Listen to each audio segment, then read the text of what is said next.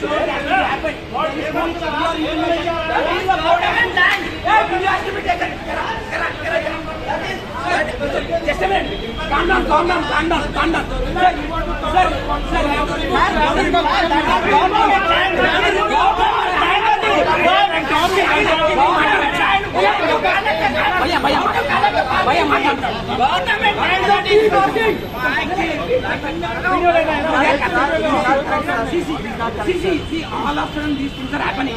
Only the board has been quick. There is no intimation in PR. And the quarter is what they are charging, which is very much too much. And the people who are traveling from such a long distance, they are not even getting this seat. To be frank, I will wait every day. I will wait 20 minutes. It is not only my problem, everyone. All the entrance should be asked to be. We are the people who are paying the journey tax. There are big people who are not paying the tax. There is lots of black money there. Proportional tax is happening.